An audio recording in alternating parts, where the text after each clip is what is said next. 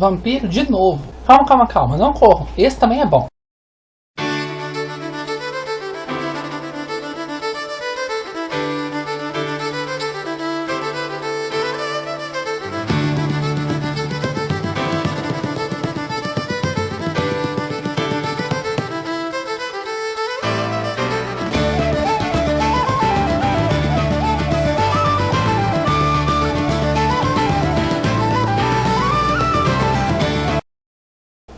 Pessoal, mais uma vez falando sobre vampiros. Mas vai falar a verdade, existe ser sobrenatural mais fascinante do que vampiros? Talvez bruxas e bruxos. Mas vamos falar sério agora. Vamos falar hoje sobre vampiros. E o livro que eu escolhi para poder falar sobre vampiros de hoje é esse aqui, Alma e Sangue, O Despertar do Vampiro, escrito pela nossa brasileirinha Nazareth Fonseca. E já adianto desde o começo, o livro é perfeito. Pronto. Não vou falar mais nada. Só vou falar agora, vamos contar a sinopse do livro primeiro. A gente vai e acompanha a Cara Ramos. Quem é Cara Ramos? Ela é uma restauradora de casas antigas, de mansões velhas, desse tipo de coisa, de construções antigas.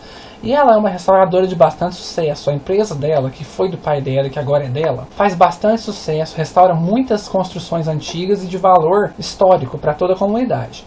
E ela é contratada por um certo desconhecido francês para poder restaurar um casarão muito grande, muito antigo que tem lá no Maranhão, que é onde se passa essa história. Que é um casarão muito grande, muito antigo, que está abandonado há bastante tempo já. E esse casarão sempre foi o sonho de consumo do pai dela. O pai dela sempre quis muito comprar esse casarão, mas ele nunca pôde comprar o casarão. E não é para surpresa dela que ela é chamada para restaurar o bendito casarão que o pai dela sempre quis comprar? E mais que depressa, com certeza ela vai aceitar essa empreitada, já que o casarão é enorme e está se deteriorando cada vez mais com o tempo. E vai ser um sonho realizado pela memória do pai dela, que já está morto, mas pelo menos ela vai fazer isso pela memória dele. Então ela vai e começa, com toda a sua equipe, a restaurar esse casarão gigantesco. E não é que certo dia começam a acontecer mortes e mais mortes nesse casarão? As mortes começam a acontecer cada vez mais, e os corpos são encontrados totalmente sem sangue e com 2 furinhos no pescoço. Tudo bem, até aí tá clichê. Mas calma, gente, o trem vai melhorar. A história é muito boa, não vamos parar por aí não. Então um dia ela vai e resolve investigar o que está acontecendo. E ela vai e chega no porão. É a única porta do casarão que está trancada, que ninguém conseguiu abrir até agora. Ela vai e contrata um chaveiro para poder abrir a bendita porta do porão. Ela chega lá e faz um corte, sem querer, na porta do porão. E o sangue dela, que ficou na porta do porão, o cheiro do sangue dela, chega ao nariz de um ser que ela não imaginava que poderia existir. Um vampiro, que está morando nesse casarão há pelo menos 2 séculos e que está tido como morto pelo restante do mundo. Jean Quiman, um vampiro francês da época da burguesia, onde reis e rainhas eram coisas normais de se ter naquele tempo. E ele vai, e com esse cheiro do sangue dela, ele fica louco por causa dela. E um dia, ela vai e chega nesse casarão, o chaveiro sumiu, desapareceu, ninguém sabe onde é que está o bendito chaveiro. E a porta está escancarada. Ela vai e entra nesse porão. Chegando lá no porão, ela vê um caixote enorme, vazio. Tudo bem, só que o espanto dela é ao redor, porque está cheio de corpos de animais, pássaros, pombos, ratos, gatos, esquilos, guaxinins, todo quanto é tipo de animal está morto ao redor. E o cheiro de sangue está cada vez mais forte. E lá ao fundo, bem no fundo, o chaveiro, morto, branco feito uma vela, sem nenhuma gota de sangue no corpo. Nesse momento ela vai e entra em desespero, começa a gritar e a berrar e começa a chamar por ajuda. Uma mão vem e tampa a boca dela. É o Jean Quiman, o vampiro que despertou com o cheiro do sangue dela e que estava matando todo mundo ao redor. Ele despertou por causa do cheiro do sangue dela e agora ele precisa da ajuda dela. Por quê? Para poder ele sair dali e conseguir seguir a vida, como eu chamo, vida ou morte, após vida dele em paz.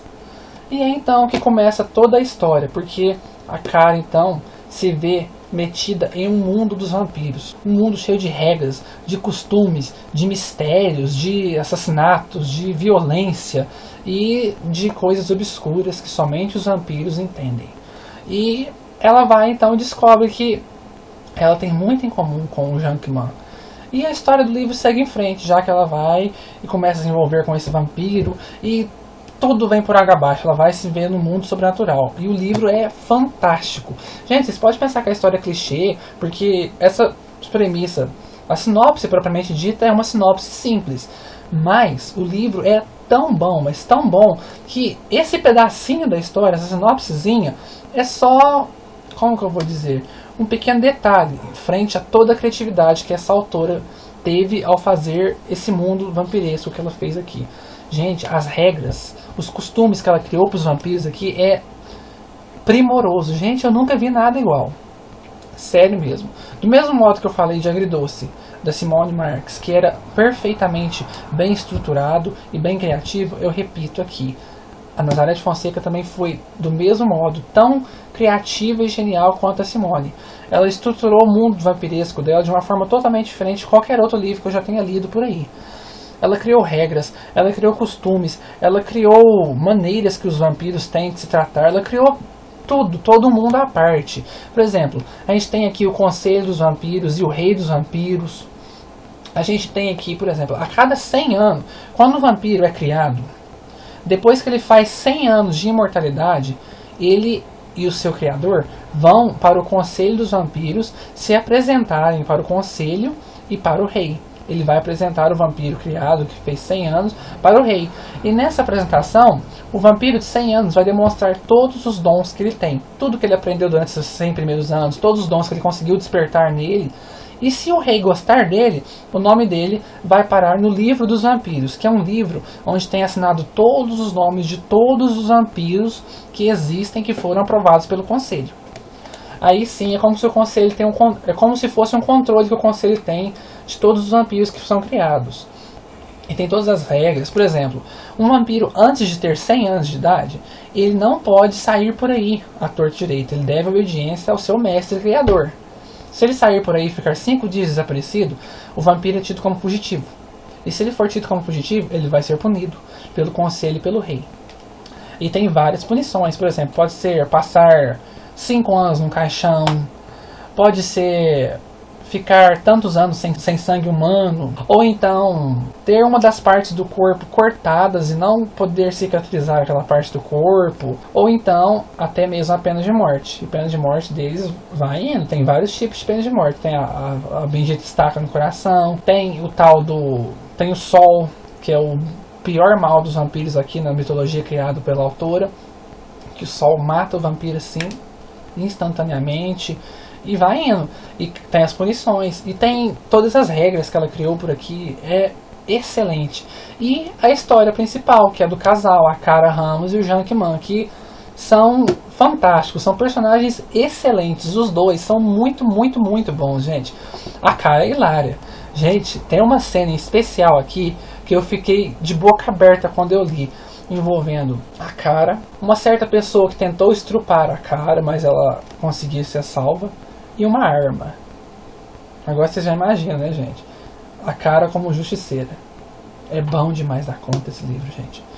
Tem o Jankman, é um personagem fantástico, muito bem estruturado, muito bem pesquisado. Você sabe, você percebe que a autora pesquisou a fundo para poder criar ele e manter os costumes dele de antigamente, mesmo nos tempos de hoje em dia. Porque a gente vê o aristocrata que ele é, porque ele é da época da burguesia, a época na França, aristocracia burguesa, da monarquia, e a gente vê todos os costumes da época refletidos no personagem hoje em dia.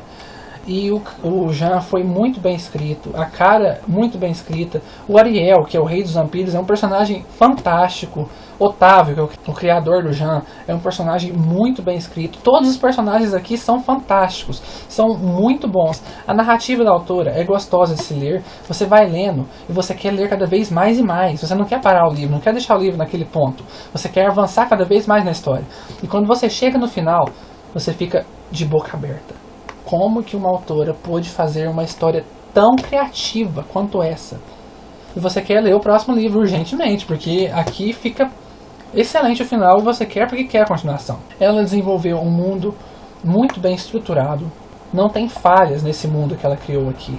E a mitologia dela, você percebe que tem mais e mais a crescer, porque ela só apresentou um pouquinho do que pode vir nos próximos livros.